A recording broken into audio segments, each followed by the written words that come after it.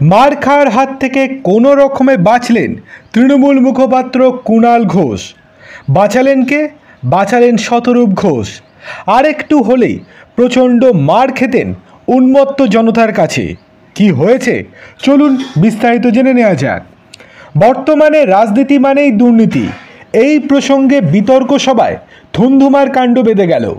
কুণাল ঘোষের বক্তব্য শুনে কিছু শ্রোতা ক্ষিপ্ত হয়ে যান, পাল্টা কুণাল তাদের ভাড়াটে বলতেই মারমুখী হয়ে ওঠে জনতা। মঞ্চ থেকে নেমে কুণাল ঘোষের সঙ্গে হাতাহাতিতে প্রায় জড়িয়ে পড়েছিলেন উন্মত্ত জনতা। পরে শতরূপ ঘোষ পরিস্থিতি সামাল দিতে দৌড়ে যান। এরপরে কুণাল ঘোষকে জড়িয়ে ধরে শতরূপ ঘোষ সেখান থেকে সরিয়ে নিয়ে যান।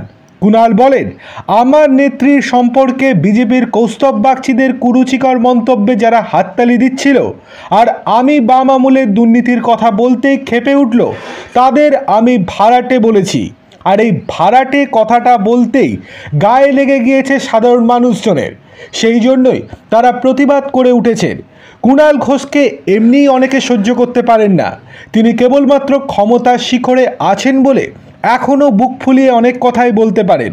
তিনি যদি সাধারণ মানুষের মতো রাস্তায় বেরোতেন তাহলে কি অবস্থা হতো সেটা আজকেই প্রমাণ পাওয়া গেল। মার খাওয়ার হাত থেকে কোনো রকমে বেঁচে ফিরলেন কুণাল ঘোষ, যার জন্য পুরো কৃতিত্বটাই শতরূপ ঘোষের।